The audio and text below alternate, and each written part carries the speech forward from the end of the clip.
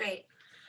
Thanks for having us. We're really excited about this work, and I think conversations like these are really the reason we do this work, in terms of wanting to engage in dialogue with folks that are directly working in schools and out of school programs. So we're really excited to share some of the things that we've been thinking about with you all, and also hear from you about questions and ideas that you have, specifically about the topic of equity in making and in makerspaces. So I think we're just going to start off by briefly introducing ourselves. So my name is Shirin Vossoughi, and I'm an assistant professor at Northwestern.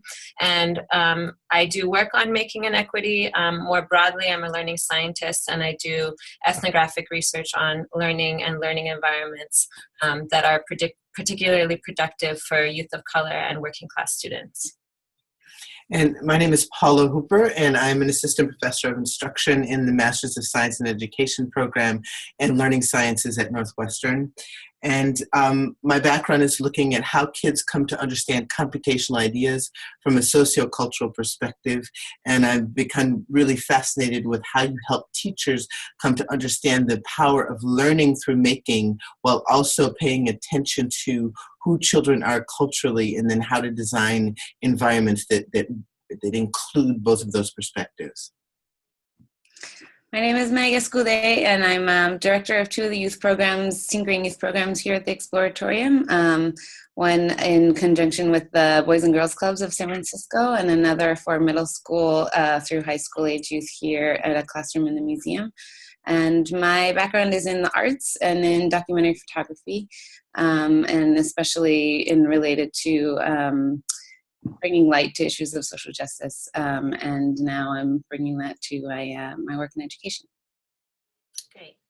So just for a little bit of background about this article and the work we're going to share, it's really a product of an ongoing conversation that the three of us had, as well as some other folks, including young people and educators that we had a chance to work with at the Exploratorium. And as Vina mentioned, the Exploratorium is a museum that kind of sits at the intersection of scientific and artistic activity and really focuses on hands-on making and learning. And so it was through that space that I think the three of us converged and got excited, particularly, this was about 5 years ago now, got excited about the maker movement and the possibilities for learning that emerged in making. Many of us had been involved for years in thinking about more expansive forms of hands-on and constructionist and art-based education, but I think there's a lot of public energy and widespread energy in the maker movement to make that a reality for many more kids and schools. And so we were very excited about that. At the same time, we started to notice some tensions within the dominant maker movement, particularly about the way equity is framed or maybe even ignored at times. And so we wanted to talk through some of those tensions, and we're going to spend just a few minutes highlighting those. And then the majority of the talk is going to be about our ways of working out of those tensions and trying to think about alternative visions and principles and lenses for imagining expansive approaches to equity in making. So just to mention some of the tensions, these are two images from Dale Doherty's TED Talk, where he kind of talks about making, and he's kind of seen as a key voice within the capital M maker movement. And he offers this image of a Chevrolet ad from 1960 and talks about the idea of making as kind of being in the American DNA. And he presents these images, we won't show the video of the ad, but he presents these images from this 1960s commercial and talks about of all things Americans are, we are makers. With our strengths and our minds and our spirit, we gather, we form, and we fashion, makers and shapers, and put it together. And of course, there's some resonance there with some of the things that we value in making, but there's also a narrow definition of making and a narrow definition of makers that reproduces this image of making as a domain of, in this case, two young white boys, but also as an exclusively American domain, and as something that Americans have kind of gotten away from and need to get back to. So there's this kind of nostalgia for a time when making was central to American life, as if it's not central to many people that are a part of this particular space, as well as many other spaces around the world. So this is one kind of tension we started out with, and there's some images of the kinds of things that count as making within this kind of narrative that we think perhaps offer too narrow a vision of what's possible with making. And as we were doing this article, Meg actually looked at a number of newspapers, such as New York Times, San Francisco Chronicle, and other kind of prominent spaces that are covering making, and found that there was often a focus on a narrow set of actors. So it was also often like tech shop, Silicon Valley, and those kinds of places, and often a focus on expensive tools, such as 3D printers and those kinds of things. And so again, we saw kind of this reproduction of a narrow view that we wanted to trouble. And so this is a kind of alternative image that was in the public imagination not too long ago, which is Kane's Arcade, which many people might have seen. This is from East Los Angeles, and Kane kind of created this arcade out of cardboard. And I think this story and the ways that it resonated with people kind of touches on many of the things that we're excited about the maker movement, and that a number of researchers are excited about. So engaging young people in personally relevant and compelling scientific and artistic activities, democratizing access to the tools, skills, and discourses of power that are previously only available to experts, and also expanding participation in STEM fields and embedding scientific thinking and practices within meaningful activity. And so there's this kind of community-based example of making that was bringing people together and also using imagination that spurred a whole bunch of arcades and cardboard activities around the world. So this was one thing we were excited about. And at the same time, there's these other kinds of activities that have gotten a lot of prominence, including drones and those types of projects. And one of the ways that this has been critiqued, and Leah Buckley has talked about this, is to think about kind of the gendered and class dimensions of who gets to participate in these kinds of activities and what gets reproduced. And one of the things that we also wrestle with is, you know, the political context of drones and what those mean to different communities, and is that really the kind of purposes of making that we're trying to encourage. And so this is an article that we looked at that talks about the Pentagon field robots and drones, and this is just something that we kind of want to push back on, and I think it raises a larger question about the purposes. Hello? Hello? Can you hear us? Yeah. Can you hear us? Yes. Okay, good. So this is one other tension we wanted to raise. And then the last one that we'll talk about today comes from who is a... Just send it to my... Do you mind actually muting your microphone just briefly while we finish this? Sure. Maybe not. Thanks. And so this is another kind of critique that has inspired us, which is Mike Rose, who does a lot of work on the rich cognitive activity within blue-collar labor. And he talks about how our discovery of making and tinkering is really a rediscovery, one that seems to emerge in reaction to social and economic trends that leave Americans yearning to use their hands. And then he goes on to say, working class folks have not had the luxury of discovering making and tinkering. They've been in it all their lives to survive, creating exchange networks to facilitate it. Somebody across the street or down the road is a mechanic or is wise about home remedies or does tile work, and you can swap your own skills and services for that expertise. And for us, this kind of critique, I think, is important for shaping how we imagine equity is framed within making. So a lot of times we hear this idea of bringing making to non-dominant communities. And we really want to trouble that to think about what opens up, and Paula and Meg are going to talk about this more, but what opens up if we imagine making as a historical cross-cultural activity that communities are already engaged in, and how does that influence how we shape learning environments where rich forms of making are possible for kids.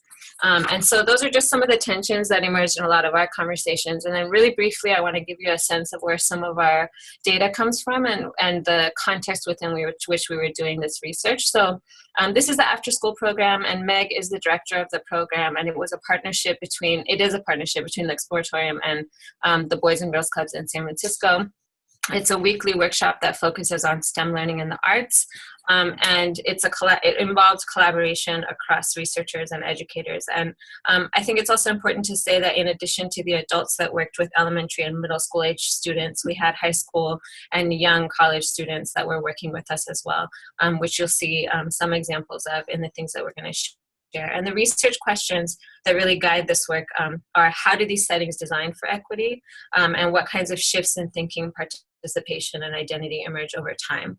And some of our methods, which I'll just kind of go through really quickly, include ethnography and participatory design research. And ethnography is really interested in the specificity of the processes and practices of learning. So we do a lot of video, we do photographs, we do field notes, and try to understand not just the outcomes, but also the how of learning in these spaces. And we find that to be more useful to educators that are invested in engaging in that how every day. And we also take a participatory approach, which means that Meg is part of the research team and that we at different points have been part of the pedagogical team. And we found that to be particularly productive for understanding what's useful to educators and for helping each other see from different perspectives. So we developed some routine practices that help us do that. All right, so I'm going to take from here, after a kind of establishing and troubling ourselves with all these tensions and all the sort of issues or absences of a conversation around equity in the maker movement, we decided to put a best foot forward and come up with some principles that we felt like would be a nice starting place to help educators think about how to consider equity in building makerspaces and in building out and continuing their daily practices. And so these 4 sort of principles are the ones that we defined in the paper, and they're start with a critical analysis and understanding of educational injustice or justice, or educational equity. And then with considering making as a historical and cross-cultural activity, kind of referencing the Mike Rose quote that Shirin just read to us about recognizing the histories of making and around the world, really. And the explicit attention to pedagogical philosophies and practices, which Paula is going to elaborate a little bit later. And then also an ongoing inquiry into the social political values and purposes of making. So these are our 4 principles we're going to talk about throughout the rest of this webinar, and I'm just going to start by focusing a little bit on the first one. This is the explicit attention to educational injustice, and I'm just going to read this short quote from the paper, which helps to establish the ideas, which is that the efforts to broaden participation without explicit analysis of such injustices advance the implicit arguments that access to normative making and STEM learning opportunities is sufficient for bringing about equity, and that equity looks like individual success within the current system rather than the collective reimagining and transformation of the system itself. So I think this definitely starts with the ideas that in order to really engage in transformative learning spaces that really considers issues of equity and tensions in the world at large and within the medium itself, we have to really be ready to first define and consider what inequities exist in our classrooms and in our communities that we're working in, and to have those really close to home and in mind when we're building out those spaces. And Shirin, if you can go, yeah. So these are words. I started thinking about what are the kind of words that the sort of positive words that we think of when we're starting out on being intentional about thinking about equity in any kind of space. And I'm sure you'll recognize these words as things that are used either in HR recruiting efforts or any kind of efforts in the field to increase access and increase diversity or opportunity. So these kind of buzzwords are great, and anyone with good intentions to do this work can really get behind them, and they can be really useful for us to define the kind of work that we want to do. But they all sort of imply this idea that we're asking students to be brought into the opportunities and the systems as they exist today, and not really troubling or asking ourselves how those spaces and how those systems can be changed to better reflect the communities that we're looking to include. And so certainly high access, these sort of access to high quality STEM learning and is foundational. And I also want to, in order to get on to the rest of the work, but I also wanted to sort of point out one word I threw in here that's really specific to making, which is open-ended. And that's something that we use a lot to define the way that we create learning experiences and tinkering and making where kids can really define their own problems and define their own interests, which is, I think anyone doing making might consider foundational to what we do. But I think sometimes it gets construed as also meaning that because something is open-ended, then it sort of implies that means it's also equity-based, or that it sort of brings with it all these intentions around opportunity and diversity and inclusion.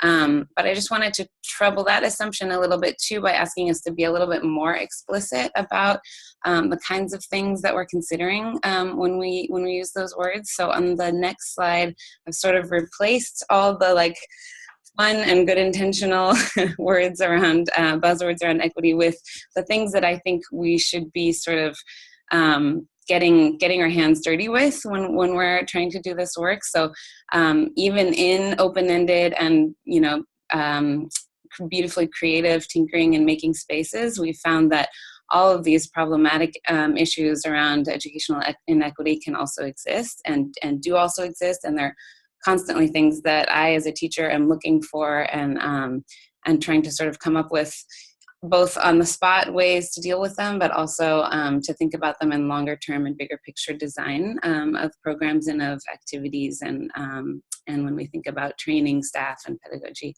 So, just as a couple little examples from our program, I see racialization happening sometimes in the kinds of materials that we choose. So we sort of made the mistake once in doing scribbling machines, which is a really common tinkering or making activity where kids are using recycled materials to make little robots. And someone donated a huge box of Chinese food takeout boxes. And that's basically resulted in a lot of sort of racialized characters being made that day with those boxes, and there were some comments made by some of our Chinese American students that really showed that they were sort of troubled by and considering what it meant to have a racialized sort of material available for everyone in the room to use and to sort of assign some of those stereotypes that are so common in media and in their surroundings. So that has caused us to be really careful about what kinds of materials we're choosing. Also, remediation and discipline can happen just as much in a creative making space as it does in a really structured classroom space. I've often seen, making being used as a reward for good behavior. If kids do really well, then they're able to go to a making program. And then that means, conversely, that that kids who might be struggling in other areas or might be seen or as being, having behavior problems, will not have the same access to the making and tinkering activities. We've also seen it within the space that if someone is sort of seen as not having as much experience with something, they'll get sort of more step-by-step instruction from teachers sometimes and not be given as much creative freedom as other students who might have had the privilege of having more experience with the technologies in the space. And then I also just want to mention the impacts of high stakes testing as something that's disproportionately subjected to working class areas where their schools are being really put to the test for funding and for testing, and just the way that can affect kids, students' view of their own learning process and the possibilities of learning. The possibilities for iteration and for troubleshooting all really depend on a conception of learning that means that a kid could try multiple times in order to get something, and high stakes testing can sometimes sort of contradict those values. And so those are things that we see disproportionately affecting kids in lower income neighborhoods, and it's something that we've had to address by really talking about those opportunities for learning from mistakes and for viewing learning as a process. And then I just wanted to share one other, an example. This is from Shirin's field notes on one of the program days when we were working together. So she took extensive notes and looked through the video that she'd captured and the audio that she'd captured and found kind of key moments that were worth pulling out and transcribing. And then we would together as a team read through that and make comments and add sort of our own memories of what had happened or our own background of those interactions. And this one, the image you see see here is of an activity that we're starting out that actually Paula Hooper developed, and it's a spirograph inquiry. And it starts with students using the physical gears that you might be familiar with of making spirographs, which are sort of these spiral drawings that you make by using geared plastic things that we made with the laser cutter, and then they engage in a digital fabrication phase afterwards. But in this case, we were setting it up in our circle time, which is something that we really plan for and sort of fight for and continue to negotiate in order to have a nice, good, like 20 to sometimes 30-minute circle discussion at the beginning of each session. And we found that specifically addressing these ideas of how high-stakes testing can affect kids' conception of learning, we found that it's really important to not just demonstrate how to do something right or how to give them just tips or instruction, but to also just sort of help them notice live how difficult some techniques can be and sort of talk through the process of thinking about how to get something right or how to learn something. So in this case, Walter, one of our educators, was showing sort of how difficult it is for him to keep the inner circle engaged in the gears while he's using the pen to draw. And so he's sort of talking through his process and saying some things like, I'm going to put my pen in this hole of this inside gear, and I'm going to try and get it to run along the edge so that the teeth all stay together. But I'm going to do that while using my pen. And while he does this, there's all kinds of attention from the kids, and there might be sort of comments being made, but as long as those comments are focused on their thinking and their surprise and their interest, then those are all really accepted. And then at one point, one of the students raised his hand, or didn't raise his hand, and indicated that he wanted to ask a question. He said, I have a question. It's like ripples. And I asked, ripples? And he said, ripples, it's like Beyblades. In Beyblades, they have teeth, and you can put them through the Beyblade. So Beyblades are little toys that are actually basically spinning tops that were really popular a couple of years ago. And they're basically spinning tops that have like a little loader that you use, sort of a zip tie, to pull out and launch the spinning top. And I remember at the time when they were kind of at their most the peak of popularity, they were being confiscated all the time, and kids were, they wanted to battle them, and it was sort of like this toy that was getting taken away from, or that they had to sort of negotiate time in order to play with them. But the student made a really important connection between the functions and the mechanics of that toy with what we were presenting. And I think it's important to recognize just all the structure that's in place in order for that kind of connection to be made.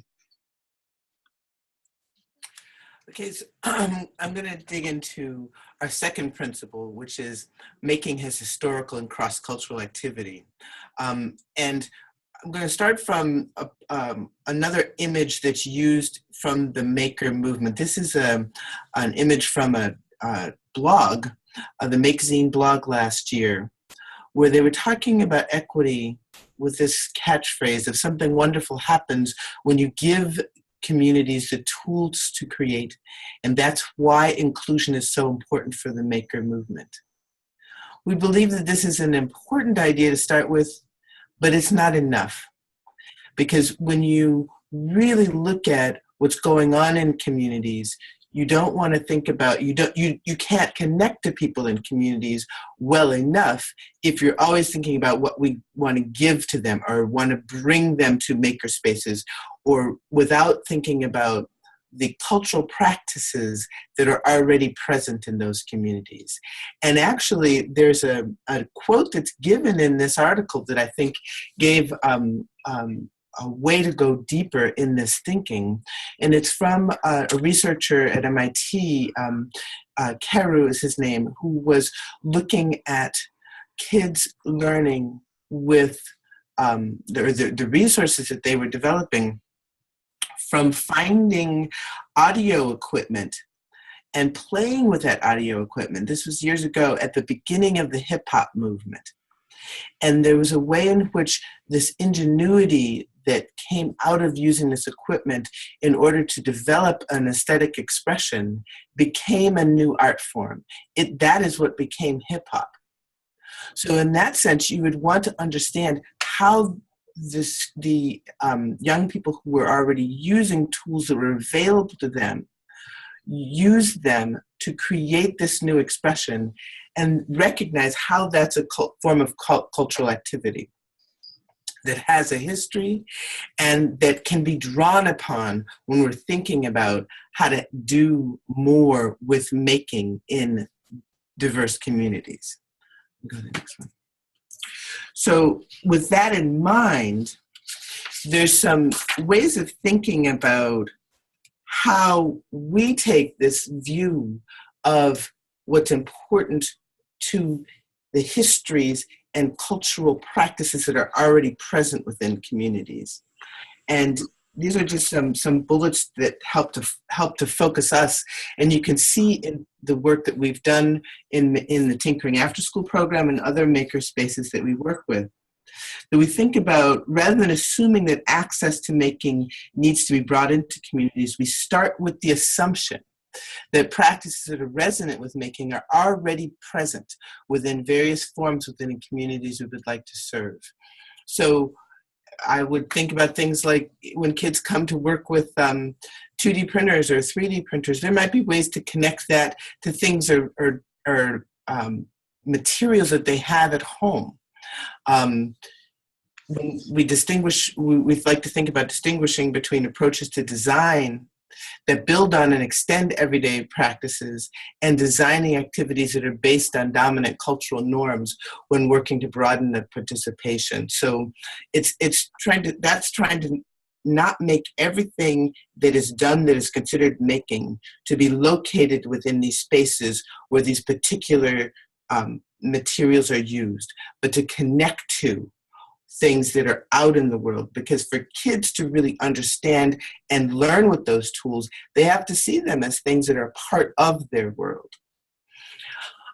We also think about positioning all of us, whether we're designers or facilitators or researchers or teachers, as inquiring into ways of knowing that already exist in forms of making that are present within those communities, so that we're trying to recognize and understand the existing forms of surviving and thriving, because many of the things that people have grown to do within different cultural places are things where you're making in order to survive. You're making in order to move your community forward. And there's a subtlety here that we believe is really important for those of us who are designing maker spaces to approach work with different communities by saying, how can we find out those places where making is already used so that we can bring that into the work that we're designing in new maker spaces? We also think about situating making as one of many tools that can intersect with rich forms of learning, rather than treating making as an educational goal in itself. And this is one that I feel very passionate about, because when you view making as if you look 10 years down the line, it's not going to be an unusual thing for people to be able to get access to 2D printers or 3D printers or that sort of thing.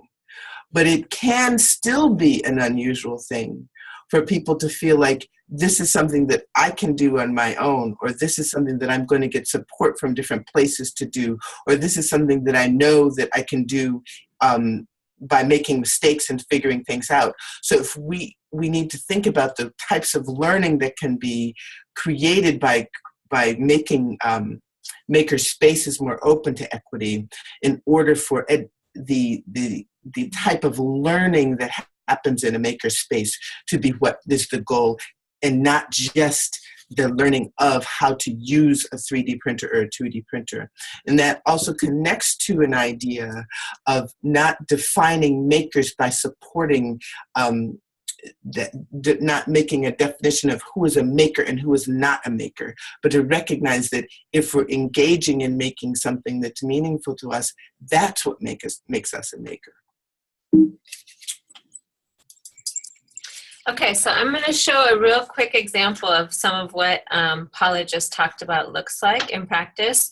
And I have to switch the video here real quick. But Basically, this was an activity that was focused on toy take apart or tool take apart, that kids were going into these old tools to kind of take them apart, to investigate the mechanisms and the gears and what was going on inside.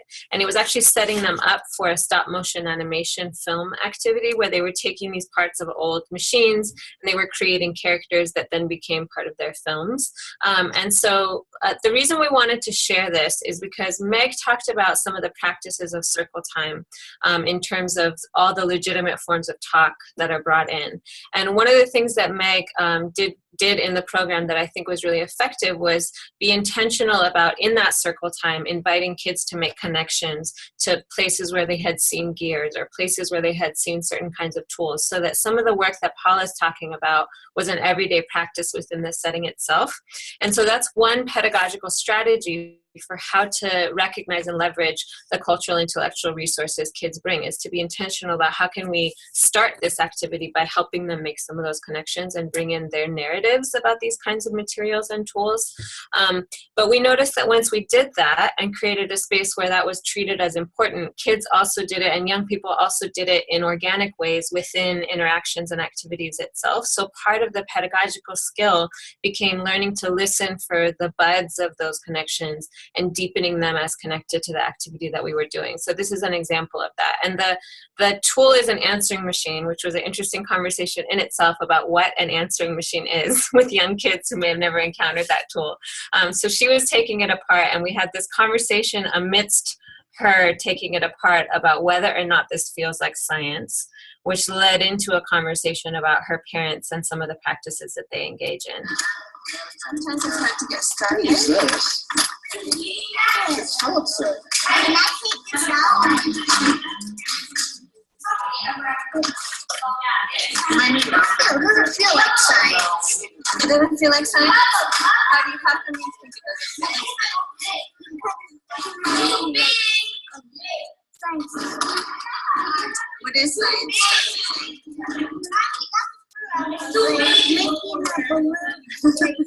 Like putting the like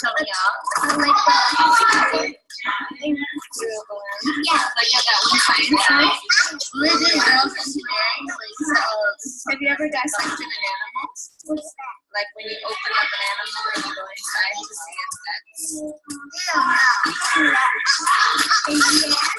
Have you seen people do that, or have you done that? My mom and dad do that.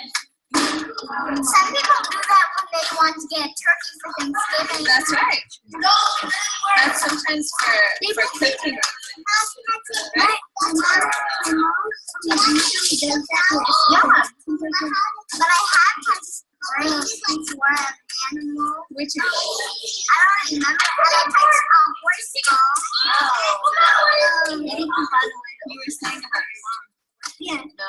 She I thought it was So this is just an example of some of the everyday ways that these connections emerge. And I think she was asking this question of what does this have to do with science? And when I asked her, what does feel like science? She mentioned this science night that had happened at the Boys and Girls Club, and there was a group that was focused on expanding participation of girls of color in science, and they had like the goggles on and the lab coat, and they did the needle through the balloon activity. So she was kind of referencing that as something that did seem to be science. And I think there's some openings there for her, and I think some also tensions in that. How do we expand inclusion while also creating more wider definitions of science and who gets to do science and where does science happen? And so you see some of that emerge in the rest of the conversation where she talks about her parents. And I think it's interesting when the question came up of what dissection is. One response could have been dissection is something scientists do. And I think that within equity efforts, a lot of times there is important strategies around getting kids to see what professional science looks like. But in this case, that would have probably foreclosed the connection that she made to her parents as also engaging in dissection when they engage in cooking practices and in taking apart animals. And so we just wanted to share this as an example of some of the nuances and dispositions that I think are needed pedagogically to be able to leverage those kinds of moments. And then I'm going to jump real quick because I have to go, unfortunately, to another teach-in, to one more thing, and then we're going to jump back to Paula's section, which is one of our last principles is that in addition to drawing connections to kids' cultural lives, we feel that it's important to make connections to the purposes of making and to be mindful of the socio-political and values and purposes. So this also connects more broadly to STEM education. So what we often hear in the discourse on equity in STEM education is these kinds of words like the STEM pipeline, global economic competitiveness, national interest, job training, and there's legitimate and important efforts that are emerging around some of these things. But what we feel that we don't hear often enough is this question of equity in science education will not be achieved as long as science itself remains pure and beyond examination.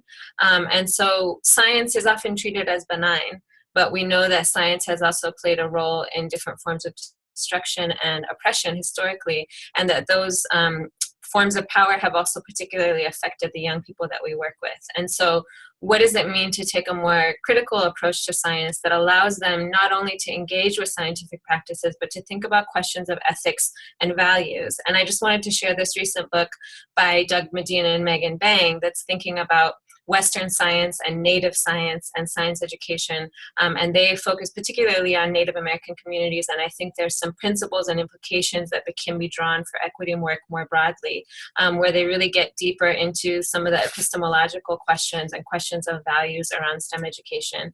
And I just wanted to give an example. One of the things I like to do is to gather examples of invention that are mindful of political and ethical values. And I think this is just one example from Masoud Hassani, who's an Afghani inventor who created this machine that demines minefields. And I think it involves so many of the engineering and scientific practices that we feel are valuable for kids, but also positions those practices within the idea of what kind of world do we want to create, and what kinds of invention are important for community healing and well-being. So I think one pathway we want to kind of open up is how do we think about organizing maker spaces that also have those elements of values and politics in mind. Okay, so I'm going to go back to talking a little bit about the central role of pedagogy that Shirin set up nicely.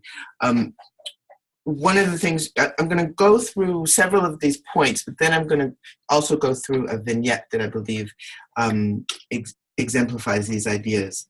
And the reason that we pulled out this idea of making pedagogy central, making pedagogy within making explicit, is that sometimes when in the descriptions of how you teach or how you facilitate within the maker movement more broadly, there's a diminishing of what it means to teach.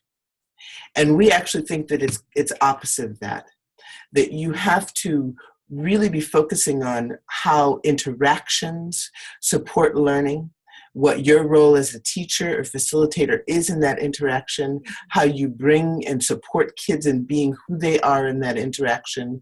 And that involves a real valuing of the relationship between individual and collective activity.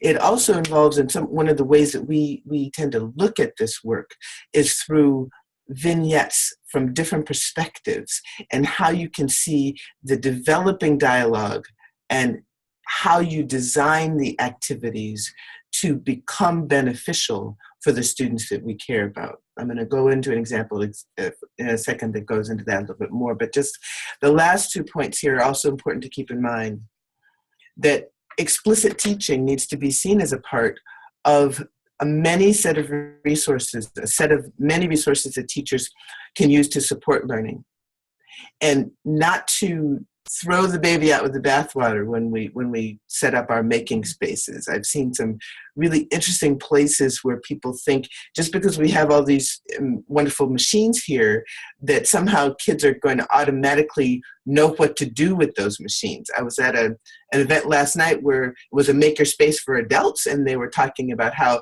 they had all these great spaces, but adults had a hard time figuring out what to do when they come to those spaces.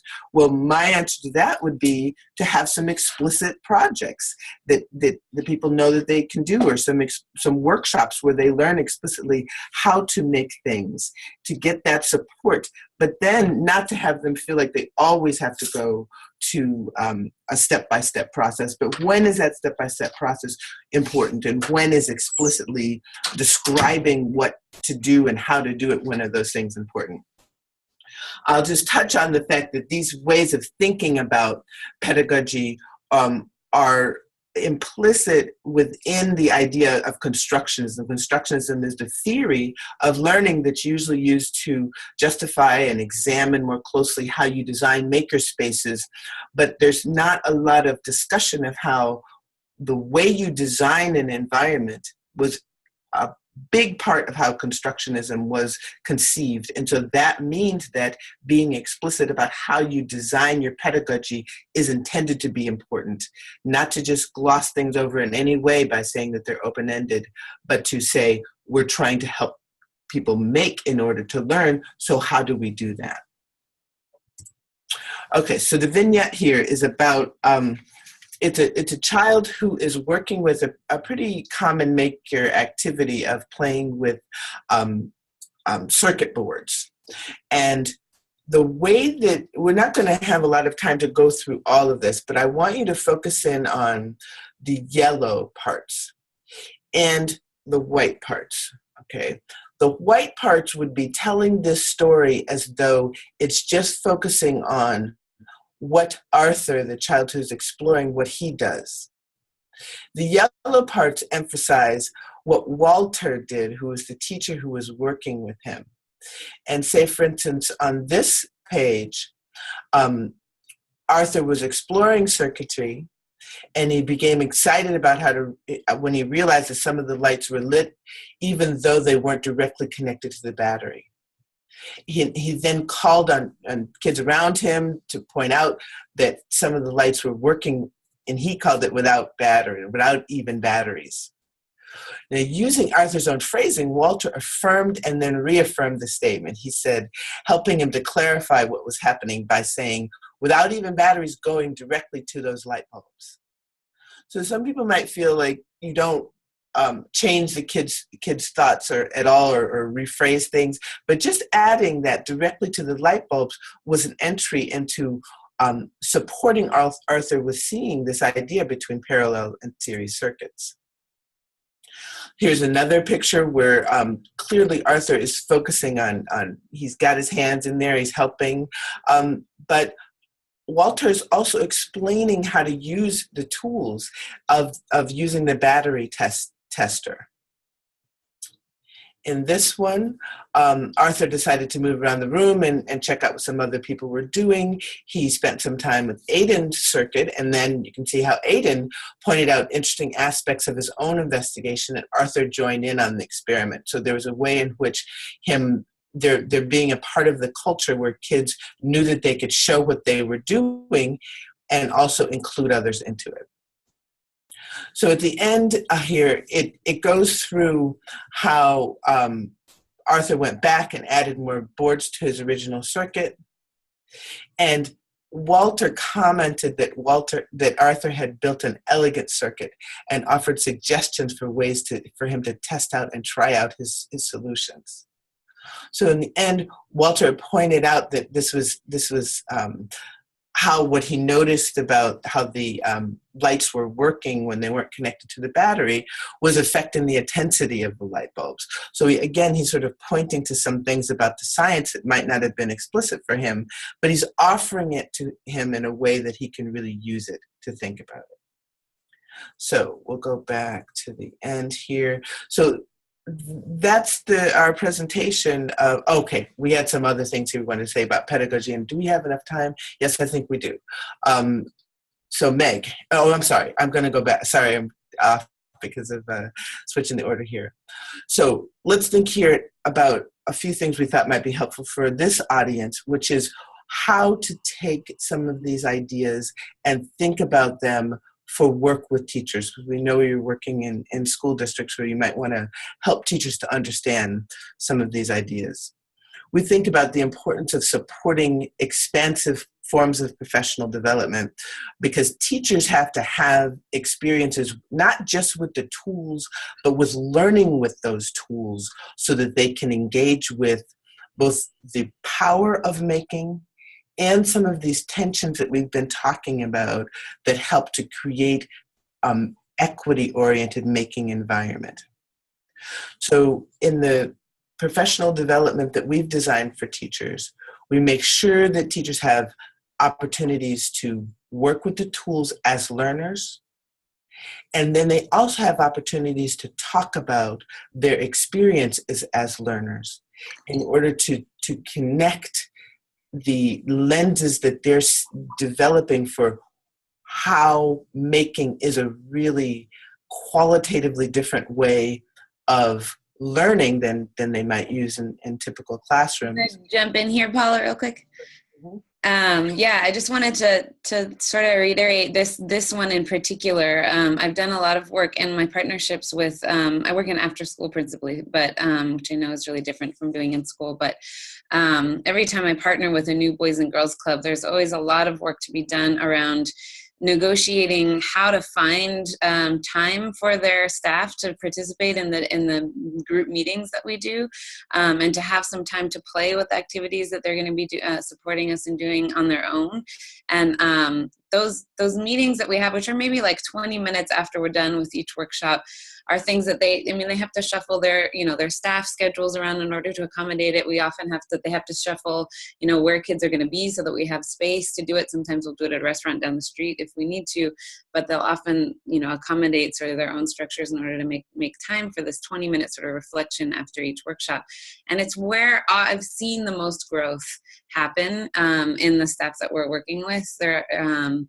It's where connections can be made around sort of things they already know about students or that they've already observed in one setting, and then seeing them in a different setting or engaging in a different way helps them sort of change their conception of what that child might be grappling with, or what might be possible for them, or what sort of clicks for them.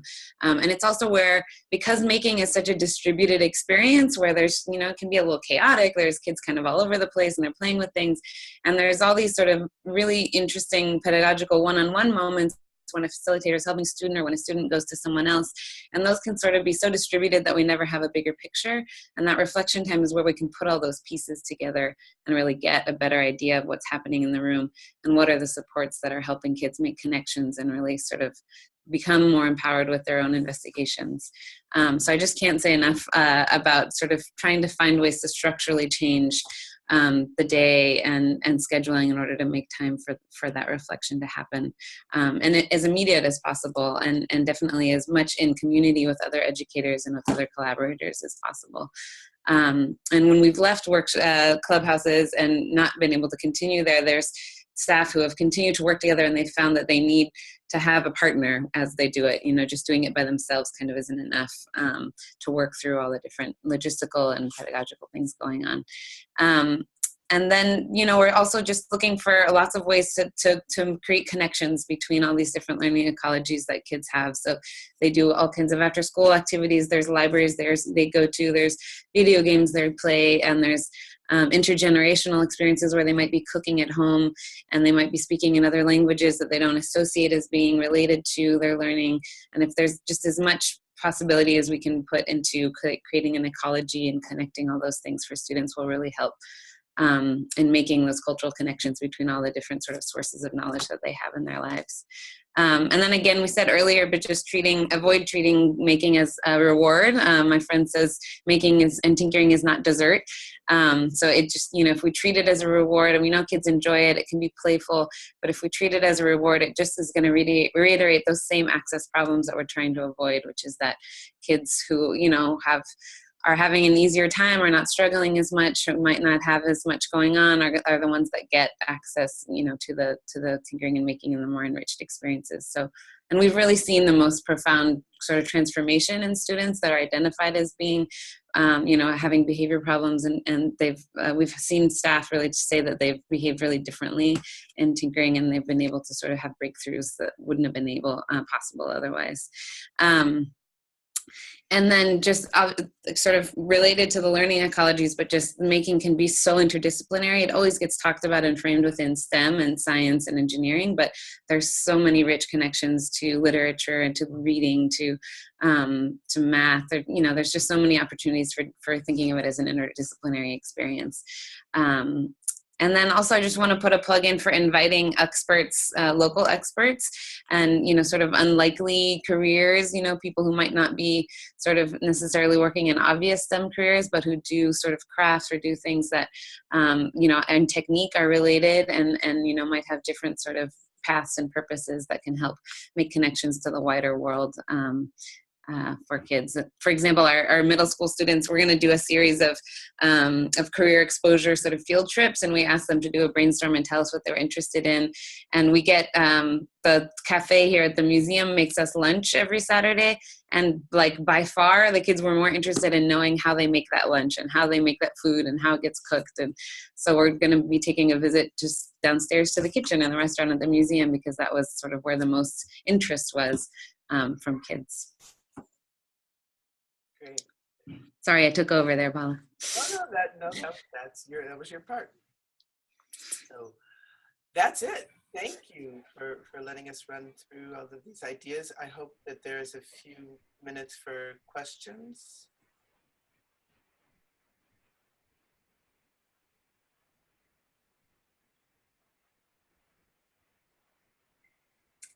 I'd also like to hear if there's sort of, are there issues or problems or sort of, you know, things that you guys are thinking about in particular right now in your districts around making? Are there things that you're having to put a lot of attention into?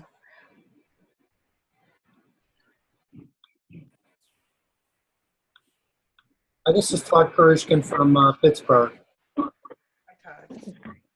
and I work in a K-12 school district. And I think we're just trying to figure out the whole digital fabrication and also the whole tinkering and making, and especially K-5, what that looks like. We want kids to be able to use technology to make things, but we also want them to tinker and play too. So just trying to find a balance. Yeah, that's great. We found that kids, I do a lot of work with younger kids, and time and again, I'm shocked at how interested in sewing they are. And there's so much to be done within sewing. There are a lot of activities sort of already developed that are out there, but don't underestimate the computational thinking that exists in just, you know, just traditional stitching, you know, and the spatial sort of things that they're working at and having to deal with the multidimensionality. It's something that I've just seen kids get super excited and challenged by every time we do it. And then there's also obviously all kinds of different sort of electronics and programming directions you can take it into, but the traditional craft of sewing is, you know, equally as complicated. I'd also ask, when you talk about digital design fabrication, are you using both 2D CNC routers or cutters as well as 3D, or just 3D? That's a great question, and more 4th and 5th grade, we teach Tinkercad and get kids designing using Tinkercad and 3D printers. But we even use a new app that came out of Carnegie Mellon called Zotebook, so the kids, even in 1st grade, can design something in 2D and use a laser cutter. So, for example, for the Christmas holiday, they used fabric. They laser cut a Christmas tree or different ornaments for the winter break. So it worked out really well, but it was done through fabric. Took 9 seconds to cut, but the kids all designed them. So again, we're again just trying to figure out the whole tinker play, but also we want kids to be able to make using technology, iPads, laptops, different software from Inkscape, Tinkercad. The Zotebook app is really cool. It works with laser cutters. Yeah, and I like that you're using the laser cutters a lot, because I feel like they're in the, because 3D printers are so, right. You know, like that's, we've always done that. the goal, I actually think I'm not so angry. inquiries. It was like 8 o'clock at night, Friday night when I got Paula, we're having a hard time hearing you. Can you maybe get closer? Can you hear me now? Yeah. I'm just praising the advantages of using that from the design in 2D to printing and cutting in 2D. I think that gives kids more of a sense of how what they design can become a physical thing, and the cutting is much faster, and the way things are cut, they can map better to what they designed. So I think that particularly in elementary school, it's really good to do a lot more with 2D before you go to 3D, or even sort of peppered in when you do things with 3D. Hi, everyone. I'm sorry. I just want to thank our presenters, and our time is up. So thank you so much. I'm sorry if you all didn't get a chance to ask questions, but we'll be sending out a survey afterwards. So if you had any questions that you would like to ask our presenters, please put it in there, and then we will send it over to them for their responses and answers. And also, please fill out the survey when we do send it out. We are taking these webinars and then writing blog posts about them so that we can share them widely, to share within the league and then outside the league as well. So we'll be taking your comments and how this research is applicable to the work you're doing, and we'd really like to involve your name and your district in these blog posts. So thank you so much to Meg, Paula, and thank you to Shirin, who isn't here.